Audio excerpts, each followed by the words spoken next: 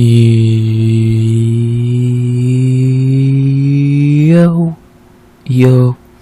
RX back with another breakdown of UFC 314 Volkanovski versus Lopes.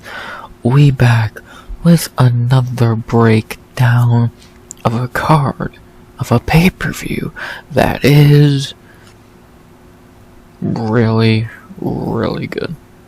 If I had to describe it, the best way I can think to describe it, and I've been doing this since I saw the official order, and I think, again, the best way to describe it is the quote, "It's perfect." It was perfect, down to the last minute detail. It's perfect. I don't see a problem with this card. The main card's great, the prelims are great, the early prelims are passable. I can't wait for this card the day before my birthday. The 13th is my birthday, so this is a great present. Had UFC 300 on my birthday last year, now this. So that's pretty goddamn... Pay-per-views around my birthday are just fucking awesome. So, wait till next year, who knows what the fuck happens. But for this year, in 2025, we have UFC 314, and it looks amazing. I am so fucking excited for this card. I'm excited for so many fights on the card. 13 fights in total in Miami, Florida. Last time we were in Miami, was that Cheeto O'Malley? I want to say, maybe I'm wrong, but I think that was Cheeto. No, was it? It was either Cheeto or O'Malley or Volk Ilya. Was it Volk Ilya? That would be weird if it was Volk Ilya. No, so it was Cheeto O'Malley, which was a decent card, so let's see how this card follows suit. Miami's getting a good one. Gonna be a fun night in Miami, so let's see what happens. I don't have much more to say. I can't wait for this card. For once, I'm not shitting on a card in the beginning, which is rare. I say that for the recap. Hopefully I'm not shitting on the card even then. But you never know. On paper, this card's fucking amazing, and I cannot wait. Less than 48 hours till the card happens. I'm so excited. Everyone make weight, everything go perfect, and let's have a great pay-per-view night in Miami. With that being said, I can't really have much more to say, so you ready to break down a beautiful pay-per-view in Florida? I know I am, so let's do just that. Before we do, the last thing I gotta say, as always, is the basic YouTube shit. Please like, comment, and subscribe. 100 subs goal by the end of 2025. And as always, can I get a birthday subscriber? Birthday 100? It'd be cool. Well, whatever. Either way, if you're watching, if you're not watching, if you're subbed or not, whatever, thank you. And let's break down a great pay-per-view. You ready? I know I am. UFC 314 breakdown, 13 fights in total. From top to bottom, it's great. And now let's break it down from bottom to top. Let's go. UFC 314 breakdown. Which begins in the women's bantamweight division, which is never a great sentence to say, but I guess this could be a lesser fight opening the card. It's not amazing, don't get me wrong. It's not fucking Stephan Bonner or Forrest Griffin, but it's not a bad fight. It's a perfectly passable fight to begin the night. I've seen worse, I've seen better. I won't remember this fight, but it won't in good or bad, at the beginning of the night in the women's bantamweight division with a perfectly forgettable fight between Nora Wonder Cornolle versus All Hail Hailey Cowan. Like I said, forgettable fight to begin the night. I'm not gonna remember this fight again, good or bad after the card. Fine way to begin it. Quick little decision. Predictable fight. It could be worse. Whatever. let's talk about it as we begin. UFC 314 for our first fighter, Nora Cornolle. Nora in the UFC is 2-1. In her 2 wins, she has beat in her first 2 UFC fights Jocelyn Edwards and Melissa Mullins, and in her last fight, she lost to Jacqueline Cavalcanti again. Nora has looked alright in the UFC. Not amazing, but alright. In her fight against Jocelyn Edwards, that was a really tough fight, really tough debut. Debatable decision by a lot of people from what I remember. Could have been better, could have been worse. She comes back, heads to the Apex and beats the shit out of Melissa Mullins in a beautiful performance. It's a shame she missed weight because she earned a bonus. She should have got a bonus for that, but missed weight. And then in her last fight, she had a rematch with Jacqueline Cavalcanti, a rematch from her debut in MMA, and she lost again. She didn't look awful, but Cavalcanti is better, which is not a bad thing. Jacqueline Cavalcanti is really good, so losing to her twice is not the worst thing in the world. So it happens. What can you do? Live and learn. Nora is still really young into her MMA career. I know she is really old, and yeah, could lose to much worse people than Jacqueline Cavalcanti. With that being said, overall, I think Nora is a fine fighter. I don't think she's that great, but I don't think she's terrible. I'm not calling her a prospect because she is very beatable and she is 35, but she's not bad. I don't think she's anything special. She's a decent striker, decent knees and kicks and all that. Ground game we've not really seen. I think the Edwards fight is the fight we saw it the most in, and it looked she's not awful. She's not really great anywhere either. She's a fine fighter. She is 35 years old, which is a red flag. She is 8-2. Still pretty green, but she's not awful. Like I said, first time fighting in an American arena, because she did fight the Apex, but that's a fucking empty shithole. So first time going to an arena in America is going to be pretty much empty anyway, because it's the first fight of the night. So you probably won't have those type of nerves. So, yeah, I don't really got much to say about Nora. She's a perfectly fine fighter. And, we'll see how she does here in the easiest fight of her UFC career so far, I think. So, yeah, I don't really got much more to say. She's not a bad fighter. She's not amazing. It's not really easy to pick anything specific out of her game. Yeah, her striking's decent. Kind of. Besides that, she's very forgettable as a fighter. So she's not a prospect. So at 35 years old, she's just fine. To talk about her opponent, Hailey Cowan. Hailey in the UFC is 0-1, coming off Contender Series where she did not look good at all, but for some reason got a contract. I say for some reason, I know why. And it's a stupid fucking reason, but, I can take a guess.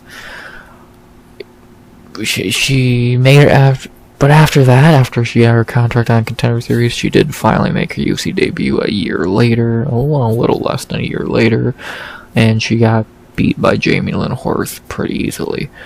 And then we've not seen her for almost 2 years, since April 23. Now it's April 25, and she's finally back after having 4 cancellations. I'm not counting this because they got rescheduled. The 4 cancellations, I think most of them are on her. Wow, 3 of the 4 are on her. Well, good job. I'll keep it short and sweet. She's fucking terrible. She's not a UFC fighter, a level fighter at all. She only got the contract because she's somewhat hot. She's not good. I barely remember her 2 fights. What is she good at? Nothing. She's not good. She's 33 years old, off a 2-year layoff. I don't know what you want me to say. I think she's one of the of that season at least. I don't know of all time, but at least of that season, probably one of the worst contracts handed out. Because again, she did not even look that good. She won by split decision and got a contract. She can't make it to a fight. She's finally making it to a fight. And she missed weight for her first fight where she lost and then pulled out of 2 fights since. She's not good. I swear, I don't know if it was her, but I think it was her husband was doing some weird shit as well, so she's just a fucking mess, and she's a terrible fighter. She's not even a fighter. She has looks. She can't fight. She's not good. And after she more than likely loses this week, she'll probably be cut, because why keep someone who's not going to fight again for 2 years and will just get fights cancelled? So she's been doing this shit since the regional scene, for fuck's sake. So what do you expect? It's like, she's been doing this shit since the fucking regional scene. So, and she lost to a 1-2 fighter. Enough said. Hailey Cowan is I forgot she was even in the UFC, if I'm being honest. So she's terrible. It's that simple. The bang on first fight, I have Nora Cornolle -190 to +160. Yeah, you could probably put her even at 200. She should win this fight. I don't see Nora choking this. I don't know how she even could choke this. She's better on the feet. I think she's able to keep it. If it did go to the ground, I don't think she's in much trouble. She could probably get up pretty easily. She should win this fight easily. She should do the same thing Jamie Horst did and just be the way better fighter than Hailey. And I think Nora's as good, if not a better fighter than Jamie Horst. So she should be able to win this fight pretty soundly. I would be shocked if Hailey puts up a fight, let alone wins the round or the fight. Nora should win this pretty easily. I don't see how she loses this unless either a bullshit decision or she just, for some reason, doesn't even try. Nora should win this fight with fucking ease, in my opinion, so give me Nora Cornolle by decision. I don't see her losing this fight. I just, definitely a lock of the night option, but not the lock of the night. I don't see how she loses this. She's way better than Hailey Cowan. Unless Hailey's became great in these last 2 years, which I'm gonna say she hasn't. Give me Nora Cornolle by decision. I don't see her choking this fight at all. So she should win this pretty fucking easily. I'd be beyond amazed if she found a way to choke this. If she does, cut her. But I don't think that's gonna happen. So to start tonight, I'm gonna go Nora Cornolle by decision. In what should be a very easy fight. Speaking of easy fights, we go to our second fight of the night, which should be a banger and should give us a finish, as we head all the way up to the middleweight division for a fight that is pretty decent, and again should probably give us a finish, as we have in our second fight of the early prelims, and our second fight of the night overall, in the middleweight division, Tresean, Mr. Vicious Gore versus Marco Malotto Tulio. Good fight. Again, pretty good fight in terms of giving us a finish and entertainment. This should probably end in the first 2 rounds, if even that long. This should be a fun one. This should be a fun one, and an easy one to predict as well, so let's talk about it. We'll begin with Tresean Gore. Gore in the UFC is 2-2, coming off the Ultimate Fighter. In his first 2 UFC fights, he lost the tough finale to Brian Battle, and then he lost to Cody Brundage not long after that, which you got knocked out by Cody Brundage, enough said. Since then, he's only had 2 fights between 2022 and 2024, beating Josh Firm and Antonio Truccoli. He looked fine in those fights. He has a really good standing guillotine, I'll give him that. Gore is not that good. He's really not. He is 30 years old now, 5-2, very inexperienced, still very green. He does have a few decent things in his game. He is very powerful. He does have a really good standing guillotine. He's not awful, but I don't think he's that great. Like, his 2 wins, Josh Frem, terrible. Antonio Trocoli, enough said there. He's fucking awful. And then you lost to Cody Brundage. Come on. I don't think much of Tresean. He's not the worst, but he's not great. Again, he hits hard. He has a good guillotine. Outside that, he's not some amazing fighter. He probably shouldn't be in the UFC. He probably should have took the last few years getting better outside the UFC, but that's what I think. What I know is, from what I've seen from him in the UFC, he is not that great. So, nice 2-fight winning streak. He looked really good against Trocoli, but how do you not look good against Antonio Trocoli? So, that's how I look at it. And even on tough, he didn't beat anyone good. Gilbert Urbina, who's terrible. So, good job. I just don't got much more to add. Tresean Gore is just he's pretty much learning on the job, and you really shouldn't be doing that in the UFC, so about all I gotta say. To talk about his opponent, the prospect in this fight, Marco Tulio. Marco in the UFC is 1-0 coming out of Contender Series, where he did go 2-0 on the Contender Series, getting 2 wins. His first Contender Series fight was kind of forgettable, and he didn't look that good, but he came back, looked good, then got his UFC contract, made his UFC debut to begin the year, and he knocked out Ihor Potieria badly, as you should, because that's what you're meant to do to Ihor. Now he's back a few months later against a guy who's not much better than Tresean Ihor Potieria with Gore. Tulio's not bad. He's kind of impressed me in his last few fights. His kicks are good, his striking's really good, he has good power, he's a nice finisher. Dude's decent. The dude's pretty decent from shoot to box. He's, shoot to box striker. 9 KOs, 3 decisions. He went 15 minutes before. 30 years old. Dates Nora Dumas. That's a W within itself. Dude's good. Dude seems to be pretty good. He's a good prospect at middleweight at the moment. They are building him up very slowly, giving him the bottom. Hell, these guys ain't even in the barrel. They're so terrible. So, the UFC building him up slowly, so I respect that. Dude looked good so far in his last 2 fights. Let's see how he looks here on the big stage in front of the crowd in the arena. Dude has looked really good so far, so I can't really add much else to that statement. I've only seen him fight 3 times, and he looked good lately. That simple. The betting odds first fight have Marco Tulio -355 to +280. Yeah, you could even have him -4, maybe even 500. He's definitely a lock of the night option. I'd probably have him like -400. He would probably be my second pick for lock of the night, besides who I did actually pick, who we'll get to later. Tulio should win this fight pretty easily. I think he's way better than Gore. I think his striking's better. If it has to go to the ground, he probably a little bit better since he is from shoot to box.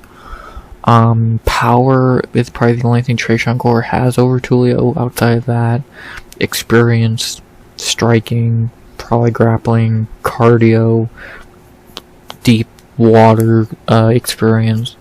I'm definitely going to lean Tulio in all those regards, so give me Marco Tulio by knockout in the first, I think. He should be able to put Gore out. If Cody Brundage can, Tulio should. So, I just think Tulio's better, which is not saying a lot, but the only way Gore wins this fight is either A, a knockout, or B, Tulio has no ground game and he gets wrestle fucked, which I don't think is gonna happen. So, give me Marco Tulio by knockout in the first. He should put Gore out. Again, Gore has a pretty weak chin, If Cody Brundage is breaking it with ease, Tulio should do the same. So, give me Marco Tulio by knockout in the first. I don't see him getting fraud checked and beat by Tresean Gore. So, he looked good against Antonio Choco. So he fought Mackenzie Dern's boyfriend and now Nora Dumas' boyfriend. That's actually really fucking funny. So, but I'm gonna go with Nora Dumas' boyfriend to win this fight. So give me Marco Tulio by knockout in the first. What should be another simple, easy prediction that we all should get right. Now on to our third fight of the night, which I think continues the pattern of pretty easy fights to predict. I think that's kind of what these early prelims are. Good fights, but pretty easy to predict ones at that.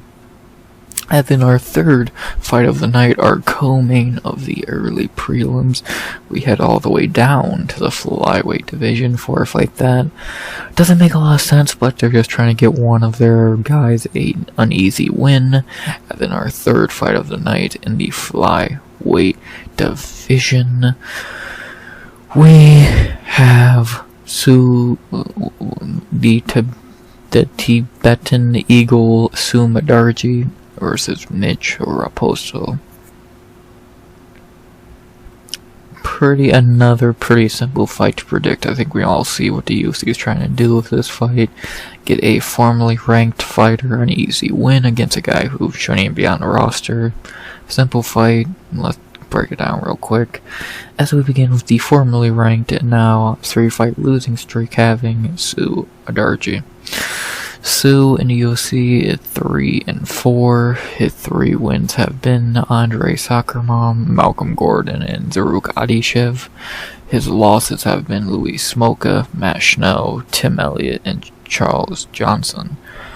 Sumudaerji has been up and down in the UFC. He started off like Louis Smoka, I believe, on short notice. Wasn't the great debut, but what can you do? Well, then he goes on a 3-fight winning streak versus pretty bad fighters.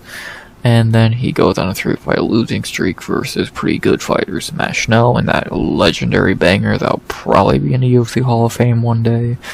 Tim Elliott, which that's a fine L in 2023. And then Charles Johnson last year, where he actually did decent, even though he probably should have got knocked out. But whatever. Some people actually think he won that fight, which is insane. But, whatever. So, his last 3 L's are not bad, but he still has lost 3 in a row.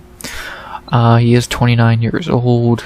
He's not awful, but he just ran into guys who are way better than him. He's not a ranked level fighter. I don't even know why he was in the top 15. He didn't beat anyone good to get there. Zaruk Adishev and Malcolm Gordon are not top 15 level guys. And Sumudaerji is not a top 15 level guy. He's not even top 20 or 30. He's not amazing. His striking's decent. He has good power. Grappling's not really great. Like, grappling's actually really shitty.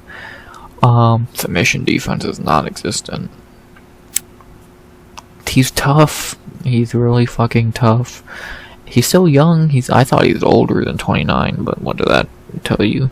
And he's very experienced, so he's not bad, but he's not good either. He's perfectly mid, and I'd say below mid. He's not great. He's really not a great fighter. So I don't know why the UFC didn't cut him after the 3-fight skid. Again, he's not really good. Like, outside of being Chinese, yeah, I know they love that market. What the fuck does Sumudaerji bring to the UFC outside of wasting a roster spot on a dude who's not that great? I don't get it.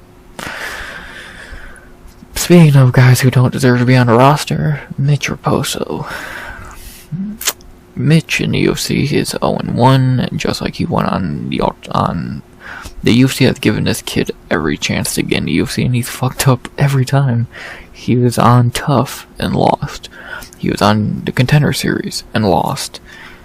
And then he finally got a short notice fight in the UFC against Andre Lima and lost. This dude is not good at all. 26 years old, 9-2. And in his UFC debut on short notice last year, he lost to Andre Lima. it was not a split decision. He got beat pretty clearly. Yeah, he's not good. Like, if you want to just be honest, he's not UFC level. He's not good at all. I've seen all 3 of his fights, and I've not been impressed one bit. Like, Ludwig Shololian beat you. That dude was awful. Jake Hadley, enough said. Andre Lima's good. He easily beat him. Raposo is just getting fed to a fucking veteran here to get the veteran a win. Like, we don't need to sugarcoat it. Raposo is repulsive. Because, yeah, he's fucking terrible. I don't know what the UFC sees in this guy that they keep giving him opportunities, but he's just not good. And the betting odds are agreeing with me, and I think everyone agrees with what this fight is. Sumudaerji minus 225 to plus 185. Wow, Raposo getting a lot of picks. Sumudaerji should win this fight. He's way better. Has fought way better competition. The only thing I could see Raposo doing is just wrestle fucking him, and I don't think that's gonna work. Charles Johnson had some trouble on the ground with him. Tim Elliott didn't, like, it wasn't that easy for Tim Elliott. So, National had to go life and death with the guy to submit him. So, I don't see Mitch Raposo wrestle fucking Sumudaerji, so I just don't see it. I see Sumudaerji piecing him up on the feet for 15 minutes, maybe dropping around on the ground, but overall, I think Sumudaerji should pick up a pretty easy decision here, like, without much difficulty. It's the kind of same thing as the Nora Cornolle fight. Like, they're not amazing fighters, but they're fighting someone way worse than them. So, I'm gonna go with the fighter who I think is way better than their opponent. Even when I don't think that fighter is that good in their own right, their opponent is worse. So, give me Sumudaerji by decision in what should be a very easy win for him. Because he's good at beating cans, as we've seen. This should be a layup. So, give me Sumudaerji by decision and a complete layup. The UFC just feeding him a guy they want. They're just feeding a Sumudaerji someone they know he can beat, and they want to give him a win, so they did it. Sumudaerji by decision. Pretty simple.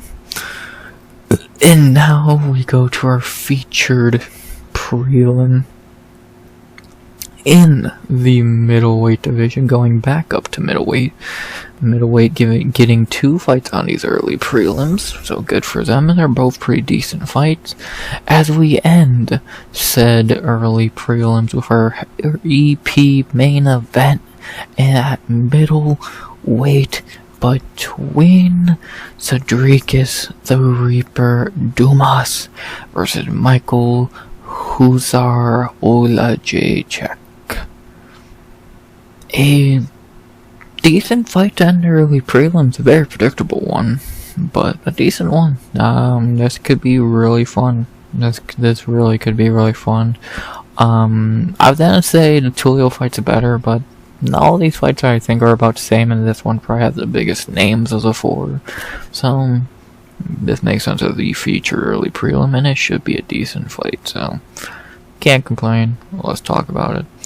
We'll start with Sedriques Dumas, everyone's favorite. This guy's a fucking asshole. Not gonna say much on him. He is 3-2 in the UFC, 1-0 coming off the Contender Series. In the UFC, he has beat Cody Brundage, Abu Azaitar, and Denis Tolulian. He has lost to Josh Frim and the Sultan Ruziboyev. Dumas, not a very good fighter, at least against his own gender. We know he likes to fight the other gender. Shocker. His wins in UFC are against tomato cans. His losses are against, not really, Josh Frem's a tomato can. The Sultan, I've never really been high on. Yeah, Dumas is not very good. Like, 29 years old, 10-2. Unless he comes out and shows something new in his game, or he's gotten better, I don't think he's that good. Like, his wins are against cans, his losses are not much better than cans. He's just not a really good fighter, and he's a terrible person, so. At least John Jones is a good fighter. This dude's a shit person and a shit fighter. double whammy. To talk about his opponent, Michał Oleksiejczuk. Oleksiejczuk in UFC is 7-1. His wins have been Gene Vellante, Gadzi, not gonna try that name, Modestas Wachowskis, Shamil Gamzatov, Sam Alvey, Cody Brundage, and Julian Jokwani. His losses have been OSP, Jimmy Crute, Dustin Jacoby, Kyle Borrello, Michał Pereira, Kevin Holland, and Shara Bullet. And he had a no contest or whatever with Khalil Roundtree. So, that's a crazy debut. Yeah, his wins are against pretty terrible fighters. Like, his best one is what? Julian Jokwani and Modestas Wachowskis. Pretty enough said there. All his losses are good. 2019 OSP, 2020 Jimmy Crute, Dustin Jacoby, Kyle Pereira, Holland. The only bad L he had was Shara, and fuck, I think you could give him that fight, to be honest. He's a tough son of a bitch. Like, he's only been finished, what? Well, he gets submitted a lot, but he's never been KO'd, because he's tough as a goddamn nails. So, that you can't finish this fucking guy by knockout. He's too goddamn tough. He's really tiny, he's really skinny, but he's tough. Hits hard, fucking works the body well, has a little bit of a ground game, offensively, not defensively. He's a veteran at this point. He's been in there with a bunch of good fighters. He is only 30 years old. Like, the only guy to actually finish, like, Michał Pereira pretty much knocked him out, but everyone else couldn't knock him out. Or even knock him down. Well, no, Julian Jokwani almost fucking killed him, but he's just too tough. So, if of all those guys couldn't finish him, I highly doubt Sedriques Dumas will, so I think that kind of leans to who I'm picking, but just not right. Like, I'm happy Oleksiejczuk's getting another shot, to be honest, because he kind of did get fucked over. Like, look at that 3-fight losing streak. Holland, Pereira, two really good fighters, and then getting fed to Shara, even though he did pretty good in that fight. What do you want him to do? So, what do you want him to do? What I want him to do is win this fight, and I think he will, as do the betting odds, having him at minus 205 to plus 165. You could probably even put him at a higher favorite, because, let's be honest, do you think Sedriques Dumas is going to knock him out? I doubt it. Do you think he's going to turn into goddamn Khabib and submit him? I highly doubt it. Do you think he's going to win over 15 minutes? I highly doubt it. I think Oleksiejczuk's going to push a pace, gas Dumas out, and probably win this fight. I think he's just better. Yes, he's a little bit shorter and very short in reach, but he should be able to win this fight against Dumas. He's been in there for way better fighters than Dumas, and he dropped Kevin Holland. He fucking went to a no contest with Khalil. What has Dumas done? Beat Abu Zaitar and Dennis Julian. So, give me Michał Oleksiejczuk by prey decision. I think it's going to be a good fight. There's going to be some big shots landed, but I don't see either guy going down. I think it's going to be a very fun, chaotic fight at times, but it should be a clear fight for Michał Oleksiejczuk. He should win this fight. The better fighter, fought the better fighters, more experience going 15 minutes. Give me Michał Oleksiejczuk by decision to win a fight that is a ginormous step down from going to guys like Holland and Michał Pereira to Sedriques Dumas is a little bit of a jump down. So, yeah. Give me Michał Oleksiejczuk by decision, which might be the first time I've ever picked him. I wouldn't be shocked, so, but I'm going to pick him here. Oleksiejczuk by decision. Maybe a finish is possible, but I don't think it's probable. And that's the early prelims. I can't believe I talked that long about them, but they're not bad. For early prelims, yeah, they're not the greatest fights in the world, but they're not bad. This won't be a great fight, but I don't think it's gonna be awful. This should be fun. This could be decent, and this should be good. Yeah, they're all really easy fights to predict. I really don't see an upset happening here. I think the best chance I'm going to upset out of these four would probably be maybe Dumas. I think that's very unlikely, so Oleksiejczuk should be a bigger favorite than minus 205. Probably should be like minus 250. So, yeah. But that's the other prelims done. Now we get to the good shit as we move into the prelims, I guess you would say. So let's do just that. We got a lot more talking to do. Already 35 minutes in. Let's continue, shall we? As we head to the prelim portion of the card, as we go to the featherweight division for a motherfucking veteran banger that could easily take the fight of the night reward, and if it does, don't be shocked, as in our prelim opener in the featherweight division, we have a veteran battle between Darren, the Damage Elkins versus Juicy J, Julian, Erosa. What a fucking banger. Like, I would, like, this would be a fight where you think I say 5 years late. This is a perfect time to do this fight. Elkins has won 2 in a row. Erosa has won 2 in a row. They're both really old. They're both really fun fighters. This is gonna be a banger. I can't wait. Let's talk about it. As we begin with the legend, I will call him a legend at this point, Darren Elkins, 40 years old, on a 2-fight winning streak. I'm not going to go over his whole UFC career because we'd be here forever. He is 19-10 in the UFC over the last couple years. He's been up and down. He had a couple nice wins, Derek Minner, TJ Brown, Daniel Pineda, but he did have some bad losses. That Nate Landwehr fight was a banger, but an L. Cub Swanson beat him pretty badly. JSP beat him pretty badly. So it's kind of a fight-by-fight thing with Elkins. He did break his leg in 2024, so that's why he was out for, around beginning of 2024, that's why he was out for a year, but he came back late last year to have a war with Daniel Pineda and win. So now he's 2-0 in his last 2 fights at 40. And he's not looking that bad. He beat TJ Brown pretty convincingly, and he beat Daniel Pineda in a banger. He's still got it. He's still got that toughness. He's still a really fun, good fighter. He's still really good on the ground. He's still tougher than nails.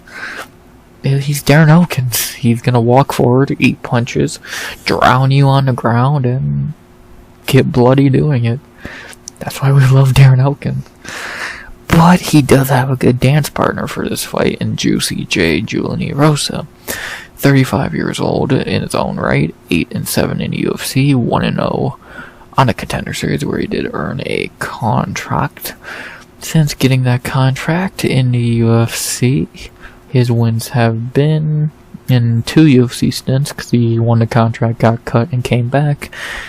Since then, he has beaten UFC Sean Woodson, who we'll talk about later, Nate Landwehr, Charles Jourdain, Steven Peterson, Hakeem Dawodu, Ricardo Ramos, and Christian Rodriguez. His losses have been Devontae Smith, and at a wide receiver, Grant Dawson, Julio Arce, Sung Woo Choi, Alex Caceres, and Fernando Padilla. Erosa is kind of the same thing as Elkins. He's very fight by fight. Either he looks amazing or he looks terrible. In his last 2 fights, he's looked amazing. Ricardo Ramos, he was able to lock in a guillotine and win. Christian Rodriguez, he dominated and submitted. But he still has some problems. His chin is made out of fucking glass, and it can be broken really easily. Good thing he's fighting a 40-year-old Darren Elkins, who's not been known for power lately. So that's a good thing. But, that chin could be broken at any time. He then need to go into some deep waters to win this fight, but it's nothing new for him. That Steven Peterson fight is a prime example when he had that fucking banger with him. I love that fight. I think it was one of the most underrated fights of the last few years. So he can still go in there and have a banger, but if he gets that chin touch too hard, he's gonna die. He got KO'd by Oleksiejczuk, who's, again, kind of like Darren Elkins, not known for finishes, at least knockouts. So that's worrying. But if he can just keep his chin from getting cracked, Erosa's really damn good. It's just his chin's made out of fucking tissues. So, problem. Besides that, he's really good. He has a really good ground game. His striking's decent. Good cardio. Tough as, outside of his chin being fucking glass, he's still a pretty tough fighter. He's good. He's a nice veteran. 35 years old. 2 in a row. I can say that about both guys. This is beautiful matchmaking, and I cannot fucking wait for this fight. But the one bad thing I'll say about this fight are the betting odds are really weird. With Julian Erosa being minus 380 to plus 300. I think he's even jumped up to like minus 500 now. I don't know what the odds are saying. I think this is a lot tougher of a fight than people think. I would have Erosa like minus 180, 185. Because Elkins is still 40. He's much older and he's taking a lot more damage. Pun intended. But you gotta think, at any moment Erosa's chin can explode. And we've seen it happen many times in the UFC now, especially over the last couple years. Again, the good thing, Darren Elkins, not really known for punching power. In this career, he only has 7 KOs. And I guarantee you most of them are TKOs. His last KO came in 2021 against Derek Minner by ground and pound. So, enough said there. So, outside of that, yeah, I do agree Erosa should win. Because in 2025, he's 5 years younger. And compared to Darren Elkins, he's taken fucking not even half the damage of Elkins has taken. He's better on the feet, I think. He probably has the power advantage, even though it doesn't matter against Darren Elkins, not really. On the ground, they're both really good. I could see him locking up a submission on Darren if he can do it before he cuts him open. Because if Elkins is bleeding, then it's going to be hard to lock in that submission. But if he can jump a guillotine before he cuts Darren open, then he has a chance of getting it. But can he do it before he cuts him open? That's the problem. But I don't know, has Elkins ever really been submitted? One time, and I guarantee you I know what fight it was. Yeah, Charles Oliveira, many years ago, so that's unlikely. Elkins, really good on the ground, so good luck. I'm gonna go Juicy J here. He should win, but it's definitely no minus 380, 400, 500. He's minus 180. He should win on paper. He's 5 years younger. I think he's taller. He's taken not even half the damage, but the only thing you gotta worry about is his chin. Elkins might drop him in this fight, but I don't know if he will finish him. What I can say is this is gonna be a banger. They're gonna get bloody, they're gonna get tired, but who's gonna bite down that mouthpiece more and win? We're gonna find out. I think this is gonna be a banger, but who is my pick? It's hard not to lean Juicy J here. He should be able to keep it on the feet where he's better and probably bloody Elkins up and beat him, I think. Kind of like what JSP did.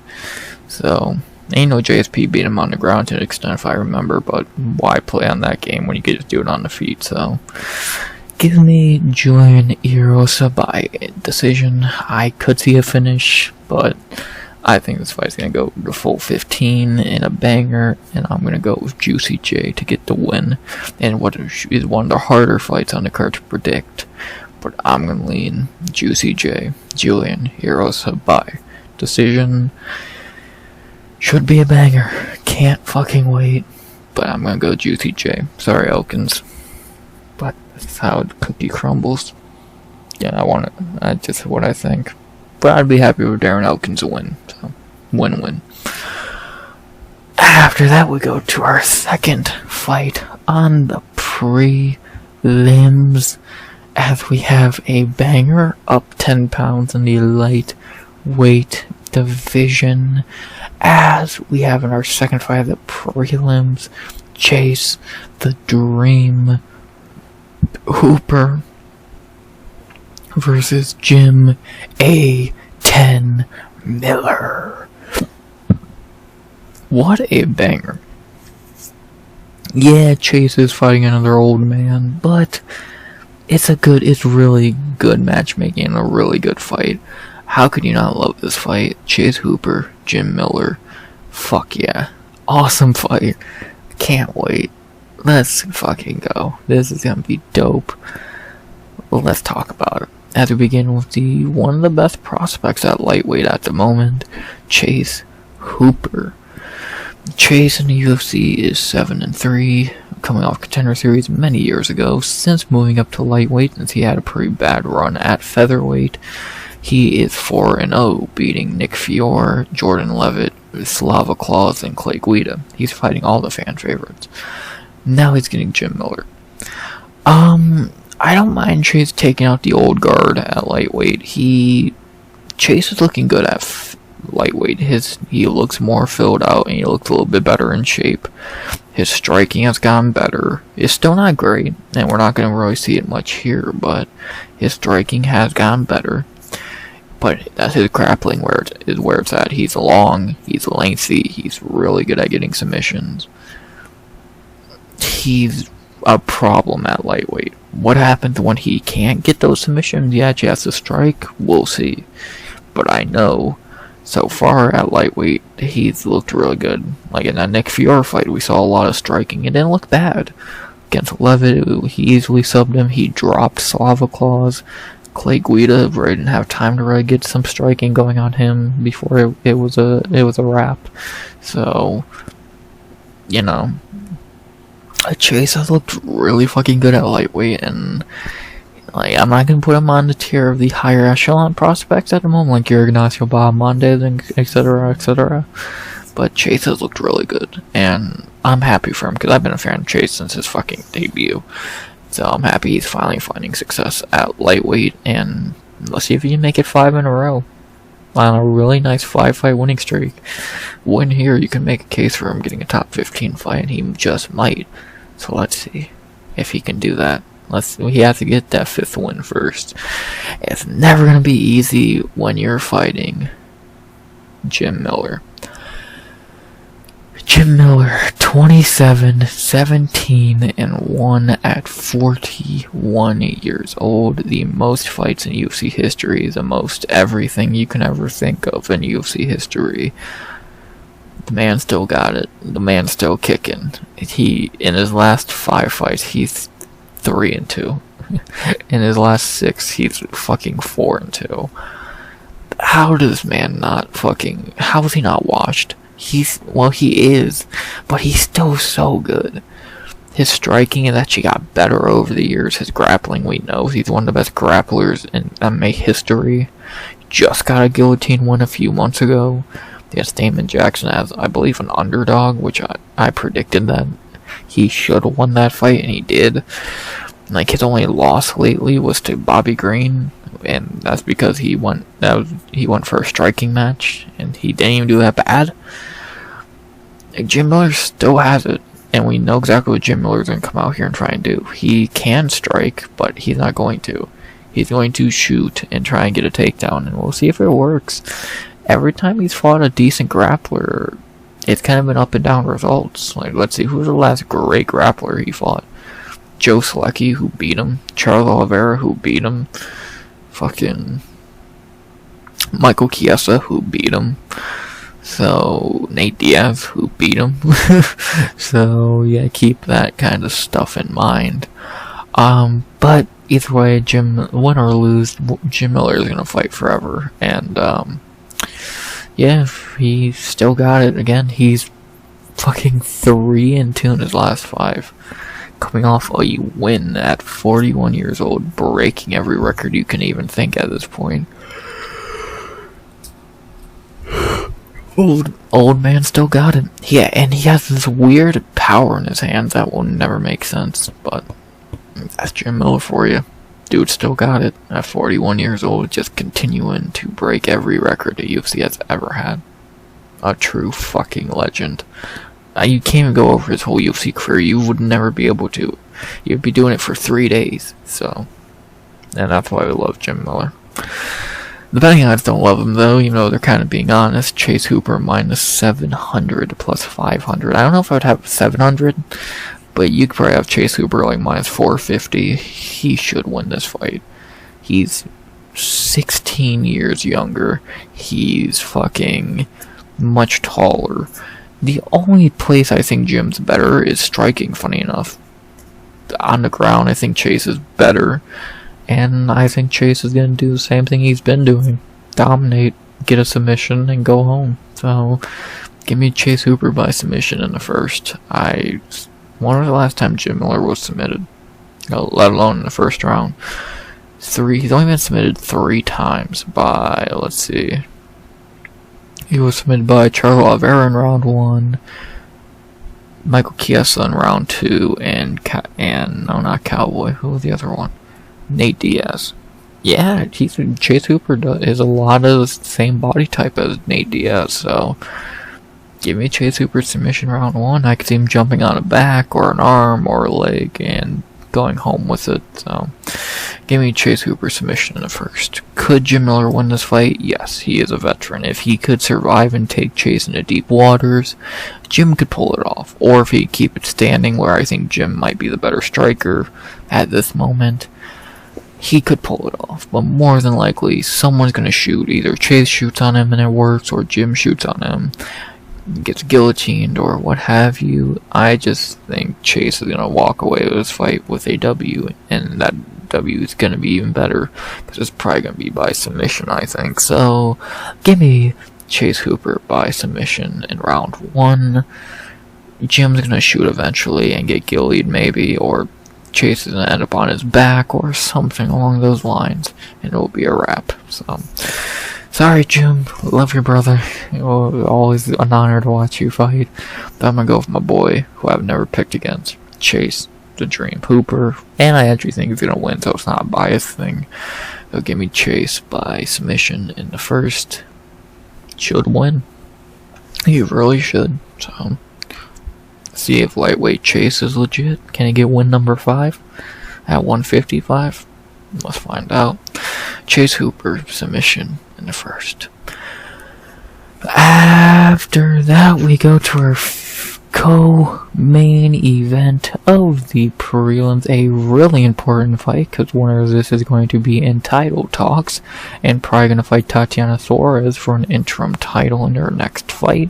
You could even make a case this could be on the main card, to be honest, how big of a fight it is, or this could have been a fight night main event, but I'm not upset it's on this card. As we have in our co-main event of the prelims, going all the way down to the strawweight division, the only other female fight on the card, and damn is it a good one, as we have Virna Kakarara Jandiroba versus Xiaonan Xiaonan.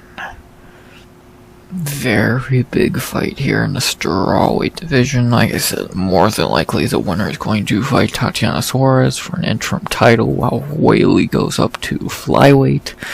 So that should be very interesting. Yeah, to be honest, Virna probably should already be in an interim title fight, because, you know, Xiaonan just lost to Hailey, but minor details are minor details, I guess. Let's just enjoy what should be an interesting fight, and let's break it down. We'll talk about what the winner does in the recap. First, we've got to break it down, and we'll begin with Virna Jandiroba. 36 years old, 7-3 in the UFC, same as someone Chase Hooper, who we just talked about. Her wins in the UFC has been Mallory Martin, Felice Herring, Kanako Murata, Angela Hill, Marina Rodriguez, Lupe Godinez, and Amanda Lemos. Her losses have been Carla Esparza, Mackenzie Dern, and Amanda Ribas. Jandiroba's on a great 4-fight winning streak, beating Angela Hill, in pretty dominant fashion, destroying Marina Rodriguez, beating Lupi Godinez, and then beating Amanda Lemos in a main event late last year in a fight where she was very counted out. And now she's here fighting Jan in a title eliminator. Jandiroba is really good. Her striking is passable. It's not good, but it's passable to set up her ground game. And then on the ground, she's fucking amazing. She's gonna lock up a submission on you, or she can just hold you down there for as long as she wants. Again, I don't love her being 36 years old, but she's making it work. Again, 4 in a row. Her only losses are to Esparza, Darren, and Hibas, who I think she would win those rematches, all 3 of them. So, what does that tell you? So, Virna's good. We know we're getting with Virna. She wants to get to the ground. She does not want to strike. She can strike, not very well. She will lose if it's a striking match. But again, she has enough striking to set up at least a takedown. More than I can say for a lot of grapplers. So, but when she gets you down, good fucking luck. So, that's pretty much a basic Virna Jandiroba. She's really good on the ground.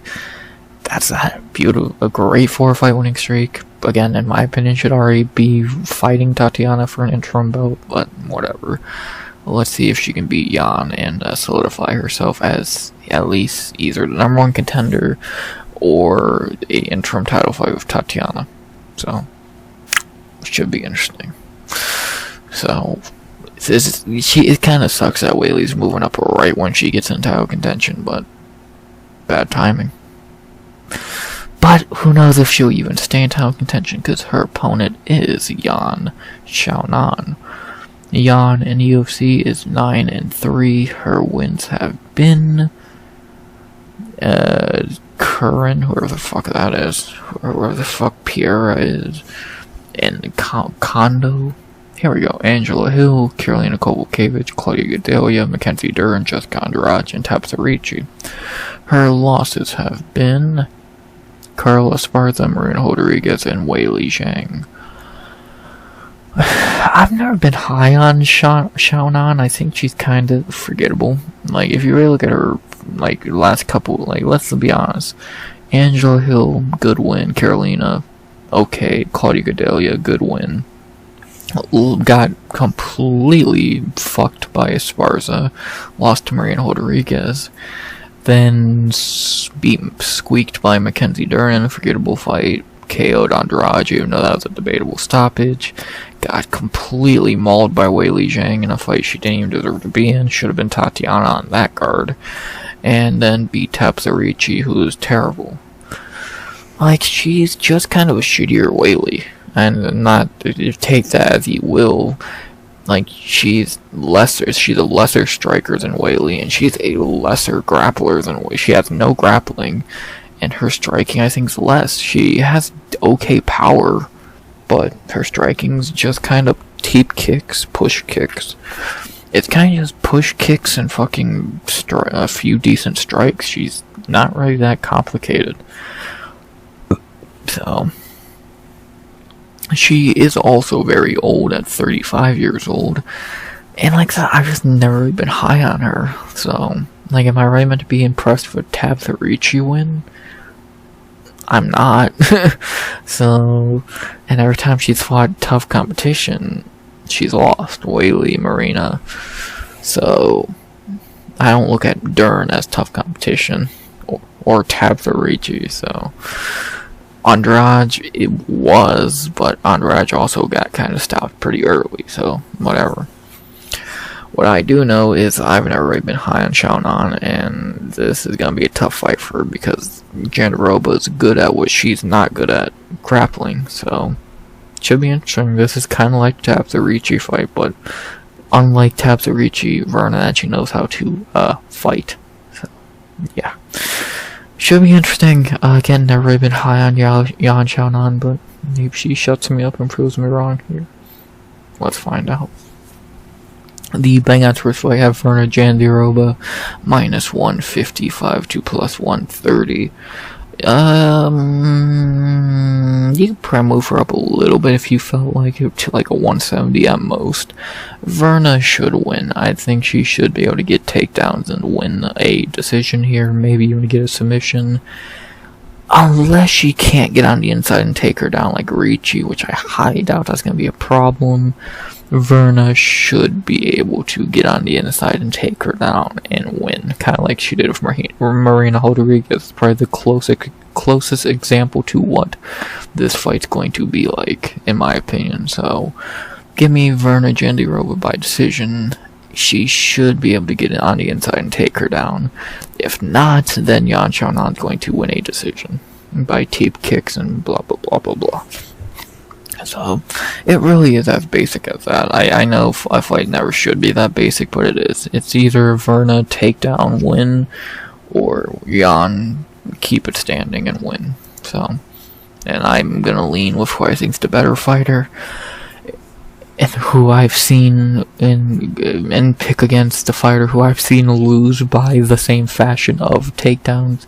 Give me Virna Jandiroba by decision. Maybe even submits Xiaonan, because we know Hailey did. So we'll see if Virna can. Should be interesting, but I'm gonna go Virna Jandiroba by decision. I don't know if she's gonna submit Jan. Has Jan only been submitted by Hailey, right? I'm counting that as submission, I don't care. Not in the UFC, she's not been submitted any other time, so interesting. Yeah, give me Virna by decision. I'm struggling. I think it's gonna be like the Marina Rodriguez fight, so give me Virna by decision. And what should be a very big and very decent fight. Virna by decision. Raul Rosas's mom, sister, whatever. And now, time for the featured prelim in the featherweight division. An hour in, we're just getting to the featured prelim. Fuck yeah, I love this goddamn card.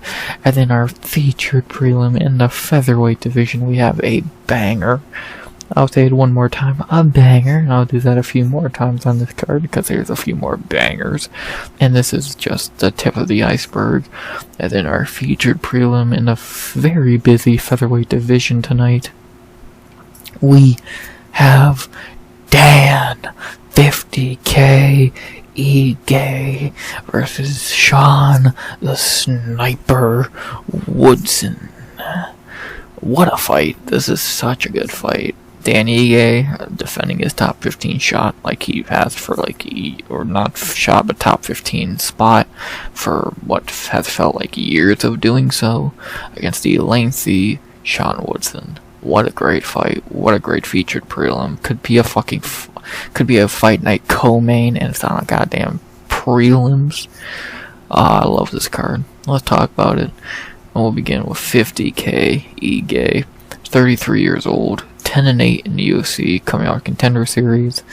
Not been going great for him lately in the UFC. He has had better times. His wins have been Mike Santiago, Jordan Griffin, Danny Henry, Kevin Aguilar, Marcin Bektic, Edson Barboza. I think he lost that fight. Gavin Tucker, Damon Jackson, Nate Landwehr, and Andre Fili. His losses have been Julio Arce, Calvin Cater, Korean Zombie, Josh Emmett, Monter Evoya, Bryce Mitchell, Diego Lopes, and Lerone Murphy. Ige is a fucking badass, we all know that, and yeah, he's really good. Like, most of those guys he's lost to are really good. Lerone, Lopes, Emmett, Zombie, Prime Cater. Julio Arce was decent at one point. So, and his wins, he's been defending his fucking top 15 spot for like years now against Tucker, Damon, Landwehr, Fili. I made this meme a while ago, and I'll definitely post it during the card again. He's so good at beating these unranked guys, and he sucks against the actual ranked guys. Like, who was the last ranked fighter he beat? Edson Barboza, which was prior robbery. So, every time but at the same time, Lerone Murphy and Diego Lopes. What do you want him to do? So, I don't know. We all know Dan Ige hits like a truck, great striking, decent ground game. Eric Nixick's This is coach. He's really good. He's a veteran. Again, 33 years old, 18-9, 10-8 in the UFC. Very good fighter. Always good at defending his top 15 ranking. Let's see if we can do it again here. He's good. He's really fucking good. Almost took Lerone Murphy's in his last fight, knocking him down, almost out. Let's see what Dan can do here. As we talk about his prospect opponent trying to join the top 15 finally, Sean Woodson. Sean in the UFC is 7-1-1. His wins off the Contender Series have been beating Terrence McKinney on the Contender Series, Kyle Borchank, Yusuf Zalal, Colin Anglin, Dennis Pazukia, Charles Jourdain, Alex Caceres, and Fernando Padilla. His one loss was to Julian Erosa, and he had a draw with Luis Saldana. Woodson had a weird couple years in the UFC because, he beat Dennis Pazukia, he beat Charles Jourdain in some forgettable fights. I think he lost to Alex Caceres, and he beat the fraud known as Fernando Padilla.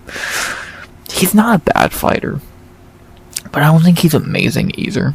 He's really tall, and that's about his biggest strength, because outside that, yeah, he has good power in his hands. He has really good kicks. He's really good at fighting at range.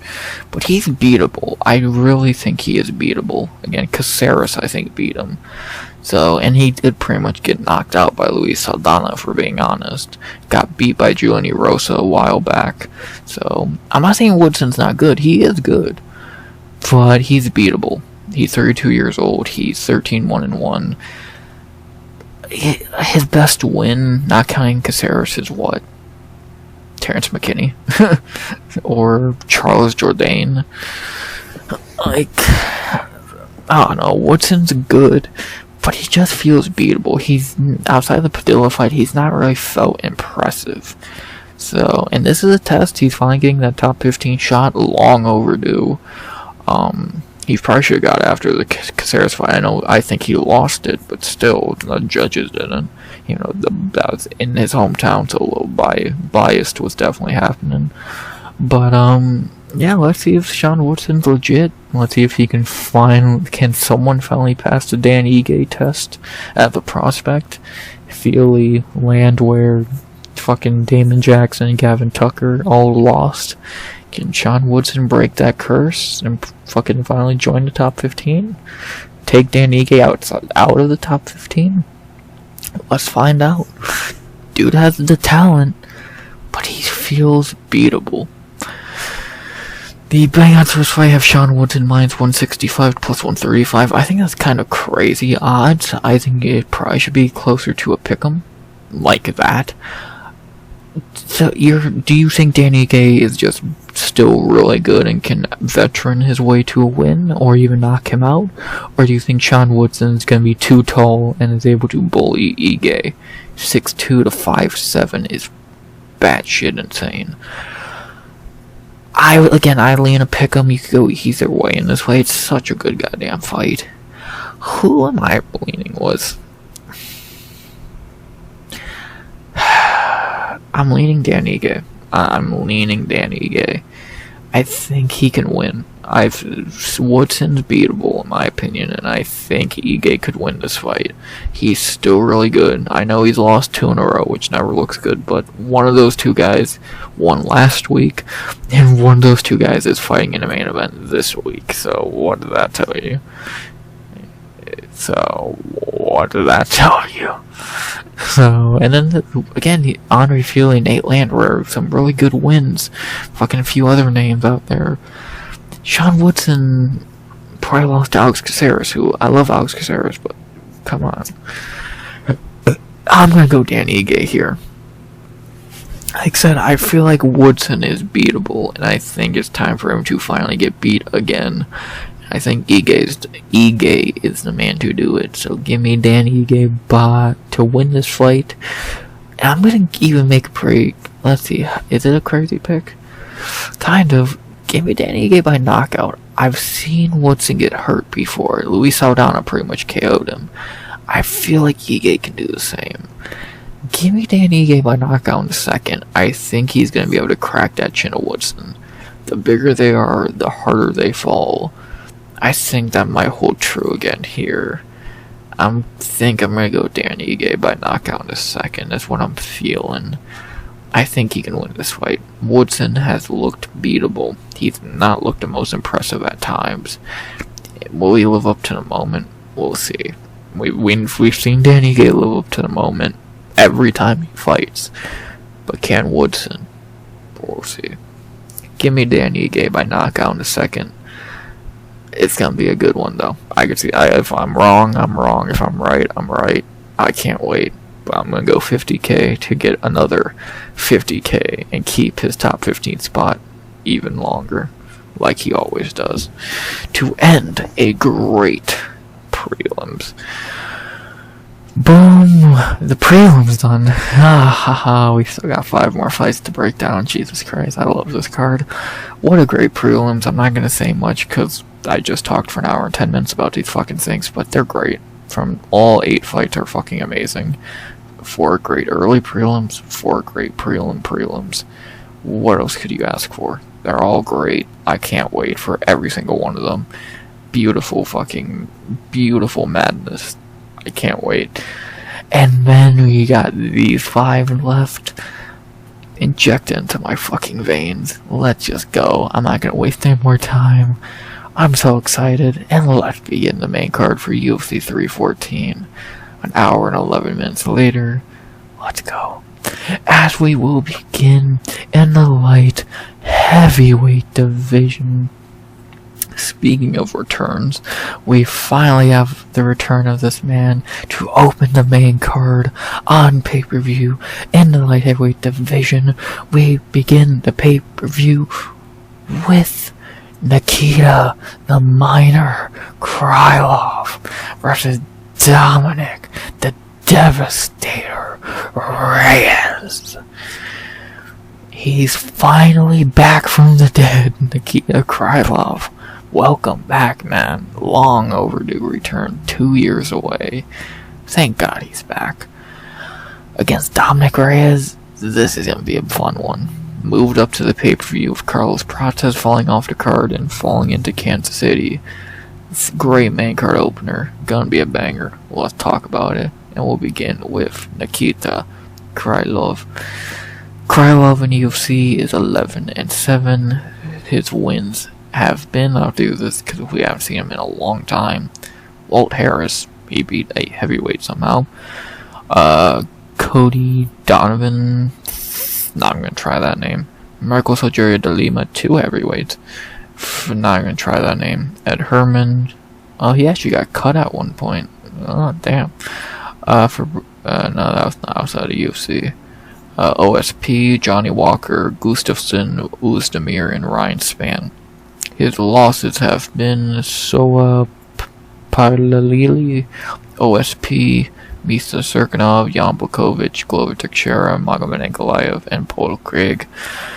Nikita Krylov is really fucking good. I know his wins don't really look like they are, because, like, since coming back to UFC, OSP, Johnny Walker, Gustafsson, Uzdemir, Spann, those are pretty wins. The Uzdemir is probably the best one of those 5.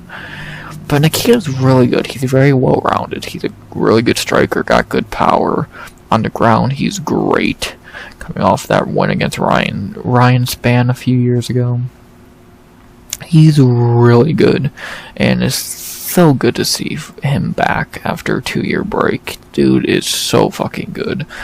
I don't know why he was out for 2 years. I don't think anyone does. If it has dropped, I have not seen it. But it's good to have him back. He's only 32 years old, 30-9 in his MMA career, and on a 3-fight winning streak. A win here, and he could really set himself up for a top 5 opportunity. Let's see if he can win this. Like, let's fucking see, man. Let's see if he's the Nikita Krylov of old. That 2-year layoff is worrying. Very, very, very worrying. But outside of that, if he's still the Nikita Krylov we saw when he was active, it's good to have him back. This is gonna be good, man. It's so good to have Nikita Krylov back. And then against this guy, oh boy, Dominick Reyes, back like always, 35 years old, 8-4 in the UFC. We know his career. He was undefeated, fought John Jones, beat him, lost to Yan, lost to Yair and Span, took some time off, came back last year, beat Dustin Jacoby and Anthony Smith, and then now we're here. As he's on a 2-fight winning streak. I don't really want to say Dominick Reyes is back yet because those 2 wins are pretty bad. Dustin Jacoby, not great. Anthony Smith was wanting to get knocked out, so take that with a grain of salt. Reyes is 35 years old. He did look pretty bad at his media day photos. He did look a little fat.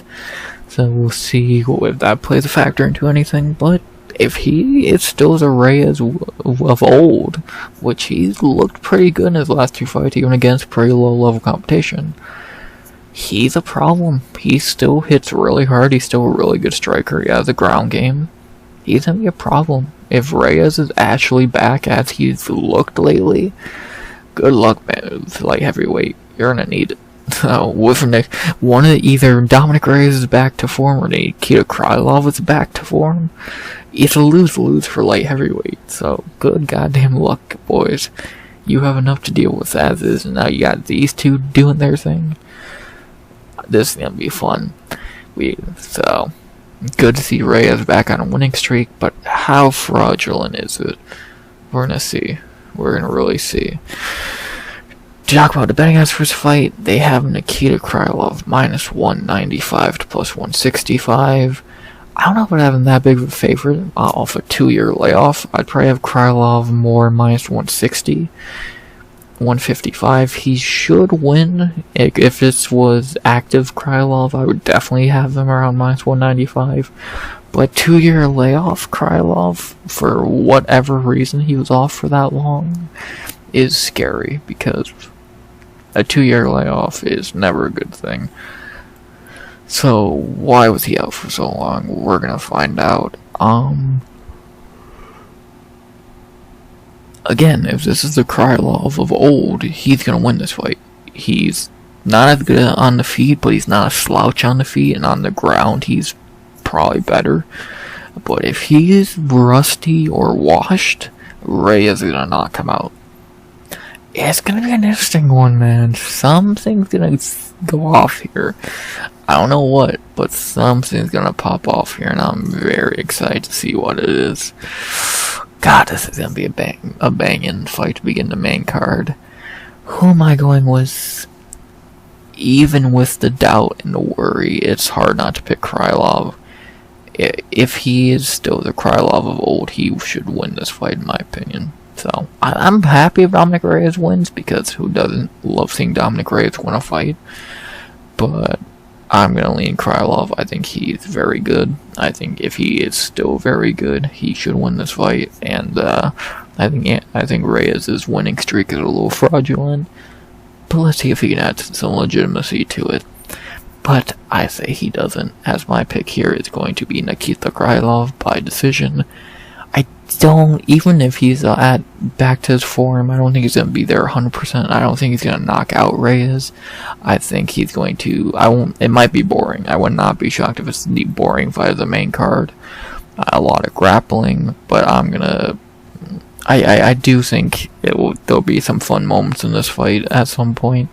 So give me Nikita Krylov by decision, though. I think he's going to fight smarter at times and be able to pick up the win in what should be a very, very fun fight that has all the makings of a banger, and we could easily get a finish in this one. Will we? I don't know. My prediction says no, as I'm going to begin the main card with a pick of Nikita Krylov by decision. Let's see if he still got it. One of these two still has it. Which one? Let's find out. I'm going to say Nikita Krylov by decision. Welcome back. Welcome back. After that, we go to the second fight of the main card, going back to featherweight for the first of 3 featherweight main card fights, and this one is the easiest fight to predict of the three and of the whole main card or the card in general. Not going to waste a lot of your time here because we know what's going to happen here. It's going to be beautiful to see, beautiful karma. As in our second fight of the main card, we have a fight I'm going to waste as little time as possible on because I don't need to say much. As we have Bryce, dipshit nasty. I could say many other things. They're Michał versus Lord Gene Silva. Yeah, I'm not gonna say much. Gene Silva knockout in the first. We all know that's what's gonna happen. He's going to put Bryce in a fucking body bag, just like Josh Emmett did. So, give me Gene Silva by knockout in the first. My lock of the night. He should be like minus 900. Like, he's not gonna lose this fight. He's going to put Bryce in a fucking body bag like he deserves to be. He shouldn't even still be in the UFC. Bryce should have been cut, but whatever. Gene, go put him in a fucking coffin. Gene Silva, knockout in the first. Simple. Don't need to say much. I'll save my comments about this moron for after the fight. After that, we go to our third fight of the main card, staying at 145 for their featured bout, which is a very interesting one, a debut going on here, and a big one at that. And then our third fight of the main card, staying at 145, the weight class of the card, we have a big debut with Yair El Pantera Rodriguez versus Patricio Pitbull. This should be interesting. I'm very intrigued in this fight. I would be lying if I said I wasn't. Yair back after a decent little break since that Ortega loss. Pitbull making his UFC debut finally after wasting away in Bellator for decades. This is going to be an interesting one. I'm very intrigued to see what happens here. So let's talk about it. Begin with the UFC fighter in this one, Yair Rodriguez. Yair in the UFC is 10-4-1. His wins have been coming off the Ultimate Fighter, where did he win it? I think he did. Leonardo Morales, whoever the fuck that is, Charles Rosas, Dan Hooker, Andre Fili, Alex Caceres, BJ Penn, Korean Zombie, Jeremy Stevens, Brian Ortega, Josh Emmett, even though this is not a win. So, really 9-4-2. His losses have been Frankie Edgar, Max Holloway, Alexander Volkanovski, and Brian Ortega, and he had a no contest with Jeremy Stevens. Yair's kind of like 145 Corey Sandhagen. He's not bad, but he's never going to be champion. He's a cool gatekeeper. That's all he's is. That's all he's ever been. He's never been champion level. I don't care. He won an interim bout. That doesn't count. He's a cool little gatekeeper, and that's fine. Like that's better career than a lot of guys can get. He's now, 32 years old, I believe? 33, 32? Yeah, he's 32 years old now, has taken a lot of damage in his career. And he's getting up there in age, and at least in fight age. Like that Ortega fight, he took some damage, got beat, and now he's back against Pitbull. We know what Yair is going to come out here and do. Just spam crazy bullshit and see if it lands. He's fun to watch. I'll never dispute that, but let's be honest again. He's a gatekeeper. He's never going to win a bout.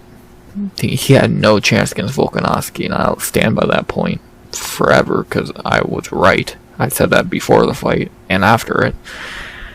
And the dude's not even focused on the fight he has this week. He's more focused on trying to fight goddamn Diego Lopes for no fucking reason. So, a lot of weird things going off Yair this week and in this fight. So, let's see if we can spoil the debut of Pitbull. I'm trying to think, was Cantocha the only one to beat a debutant lately? Renier, MVP, Kayla Harrison. Who else? There was another one I'm forgetting. But yeah, they've all won their debut so far, so only Kai Asakura has lost. Let's see if Yair can play spoiler like Cantocha. but he's not fighting someone 10 times better than Kai Asakura, as he is fighting Patricio Pitbull. Welcome to the UFC. Pitbull, long overdue. 36-7 in his MMA career, 37 years old. In Bellator for 14 years, he went 24-6. His most notable wins were, let's see, goddamn, who did he beat? Michael Chandler, AJ McKee, even though I heard that was a robbery, so. Then his losses, he lost to guys like Benson Henderson, AJ McKee, Sergio Pettis, so, yeah. I have never seen Pitbull fight. This is gonna be the first time I ever see him fight, so welcome to the big leagues, kid. I don't know why you wasted away in Bellator for 14 years, but whatever. Let's see if he's any good. I don't know if he's any good. I don't know if he's the better brother of the two. I don't know anything. This is the first time I'm ever gonna see him fight. So let's see what you got, Pitbull. Let's see what you got. You're 37 years old. You're very short. Let's see what you got, bro. Welcome to the UFC. Time to see if you are any good or just hype because you were in Bellator. Let's find out. The banner first fight say he's just hype, as Yair is minus 200 plus 165. I really can't comment on that because, again, never seen the dude fight, so fuck if I know. Who am I picking? I know with everything I just said, you think I'm picking Yair, and you would be, I think, wrong. I think I might pick Pitbull.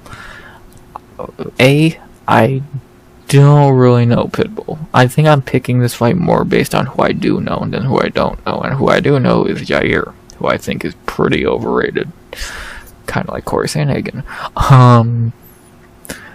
If Pitbull is as good as y'all pretend he is, he should be able to win this fight. Yair is not some complex dude to try and beat. So, unless Pitbull is really just shitty, if he loses, I'm going to say, this is a guy y'all hyped up for years. So, that's that. I think I might pick Pitbull. Yair is not focused on Pitbull at all. And we'll see if Pitbull's any good. So, it should be interesting. But I think I'm gonna pick the newbie, the newcomer. I think I'm gonna go Patricio to get the win here over Yair. How does he do it? Fuck if I know. I don't know what he does. But I'm gonna lean. Again, I'm pretty much picking this fight off who I do know, less than who I don't know. And what I do know about Yair is he's not great.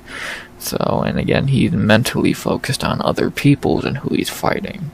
So, you know, that's never a good sign. What is a good sign is actually not me picking Pitbull. It's a bad sign for Pitbull, but I think I might pick Pitbull. So, as of right now, that's where I'm leaning. So, that's not, and don't, if you want to not listen to any of my picks, this would be the one because it's a pure goddamn guess. So, yeah. But my guess for this fight is I might lean Patricio Pitbull for the fuck of it. So, that's probably what I'm gonna do. Let's see if this guy's any good. My pick, more than likely, is going to be Patricio Pitbull by decision. Let's see if the guy's any good. Only one way to find out. Welcome to the UFC, kid. Or old man. One or the other. After that, we go to our 5-round co-main event. I'm not going to waste a lot of time here because I think this is the worst of the big fights on the card. I really don't care about this at all.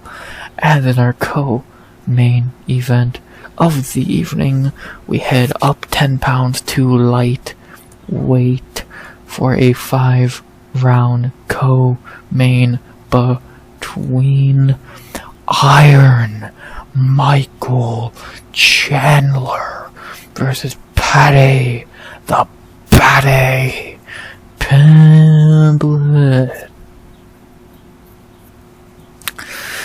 Yeah, like I said, I really don't care about this fight. I think they both suck. If you want me to be honest, I think this is the worst of the big fights on the card. Michael Chandler is not good at all. He should not be ranked. He's 38 years old.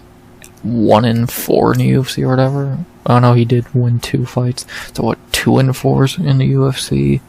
Hasn't won a fight in 3 years. Shouldn't even be ranked because he's not good. He's just a fucking buff punching machine. I don't think much of Michael Chandler.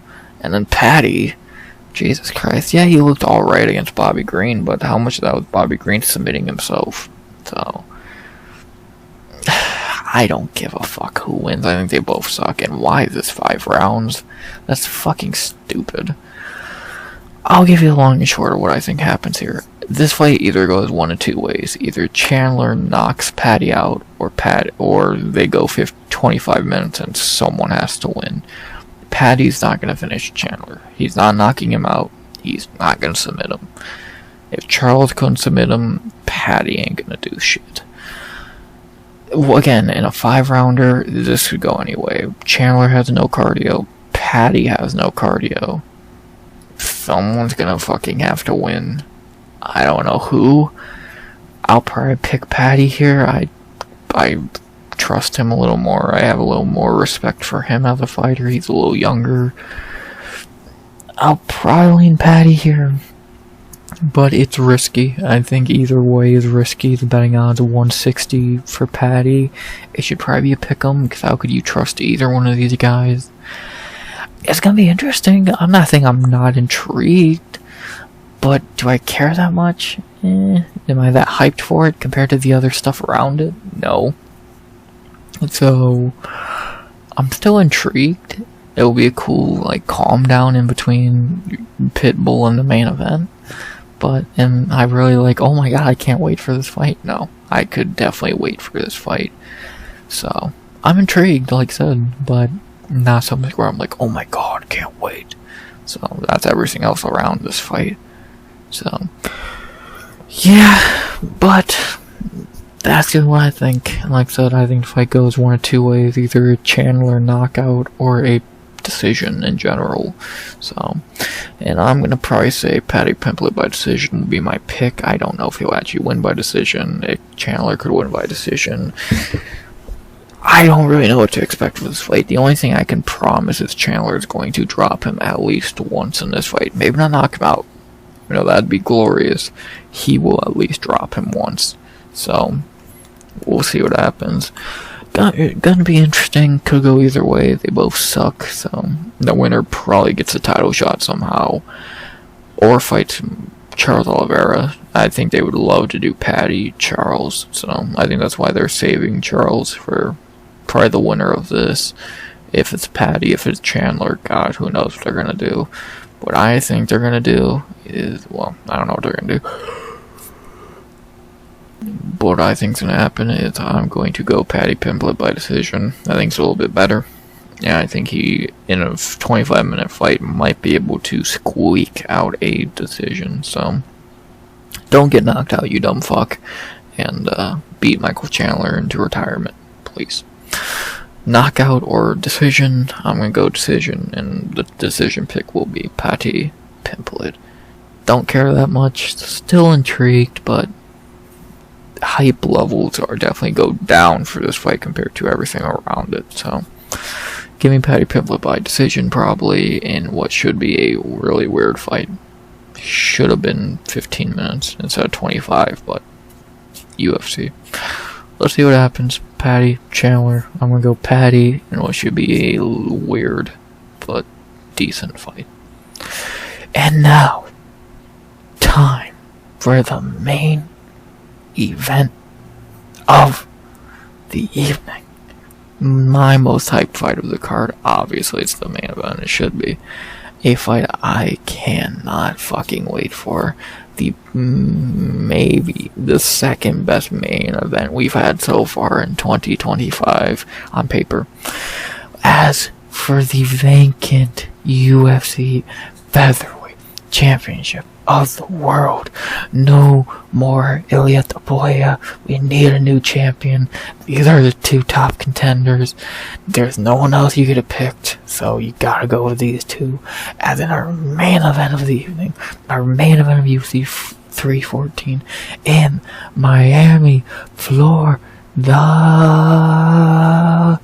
We have for the undisputed vacant UFC featherweight championship of the world, Alexander the Great Volkanovski versus Diego Lopes.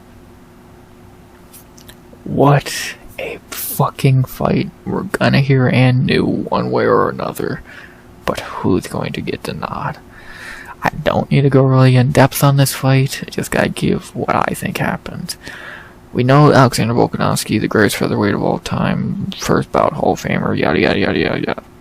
2-fight losing streak, getting knocked out in both of them. He's washed. He has no chin, but he still has talent. If he can keep his chin from getting cracked, he's good. Can he keep his chin from getting cracked is the problem. So he is 36 years old now, off a long layoff, which for him is rare. Of course, we always know he's short. He's not really a finisher. He never really has been a finisher. His grappling is okay. It's not awful. He's good submission defense. I feel like people mix that up. Submission defense and grappling are different things. You can stop a submission. Still doesn't mean you can grapple much, but that's a different story. We all know Volk. We all love Volk. But this is his last chance. If he loses this, it's time to retire or go to GFO. If that promotion's even still fucking running by the time this card ends, we'll see. But that we all know Volky. We all love Volky. And let's see if he can get that belt one last time. In his way is the 5-0 new kid on the block, Diego Lopes, who has just been running through the featherweight division. Gavin Tucker, Pat Sabatini, Sadiq Yusuf, Dan Ige, Brian Ortega. This guy's good. Striking, so fucking good. Quick as shit, powerful as shit. What else do you need? Grappling, amazing. He's the fucking grappling coach for Grasso and all that for a reason. The dude can grapple like no other. But how's that cardio, though? We've seen him go 15 minutes twice now. Against Ige, he didn't look great, but that was on hours' notice. Against Ortega, he looked good. He looked good for the full 15. What about the full 25? We'll see. How does he feel with the pressure on him? We'll see. How does he feel getting distracted by Yair Rodriguez during the week? We will see. Can he live up to the moment? Can he live up to the hype? Can he fulfill what he believes is his destiny? We will see. He has the tools. Can he put them to use and win the championship? I'll keep saying it. We will see. I cannot fucking wait for this fight. Two fan favorites. You can't really boo either guy, because how do you boo either guy? Volk's a legend. Lopes is awesome. They're both amazing. I'll give you a hot take right now. Well, maybe not a hot take, but I'll give you a take right now. This is not going 25 minutes. Someone's going to get finished. But who? The bang odds have Volkanovski minus 150 to plus 125. Lopes, I think that's crazy. You could probably, I would say this should be a pick'em. Well, what does Tapology think? Ooh, interesting. This is such an interesting fight. Such a good fight. A few years ago, it'd be Volkanovski easily. Like the Volkanovski we saw in the Holloway trilogy or against Ortega or Zombie. He easily wins. But this is 2025, 36 years old, no chin Volk. Washed Volk. How does he look? This is gonna be interesting, man. It's gonna be real interesting. He is over the age of 35, which we all know is a curse or whatever with 35-year-old fighters and title fights, or however the fuck that goes. I think that's silly. Oh my god, I can't fucking wait. I'm so fucking ecstatic ecstatic for this fight. 2 fan favorites. Probably the most win-win title fight since Pierre Yair in terms of whoever wins. How could you be upset? I cannot wait.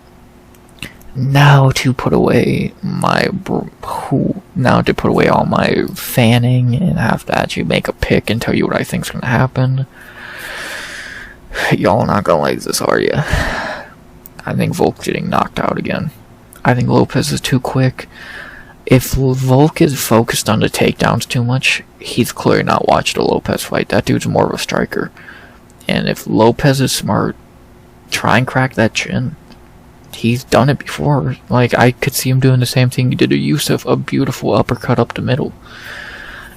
I think he's too quick and too powerful for Volk in 2025. I truly do. And, like, on the ground, even, like, Volk could win this fight, but he would need to really, like, stall the fight and drag Lopes into a snooze fest, because if they start exchanging, I think Lopes is going to hit first and harder. The only guy to give Lopes any problems in the UFC has been Ige, and that's on hours' notice, and he still won the fight.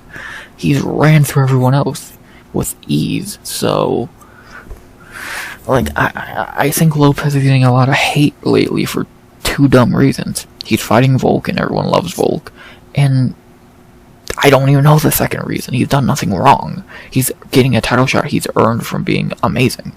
So, what the fuck's the problem? And Volk is getting a fucking title shot because he's a legend.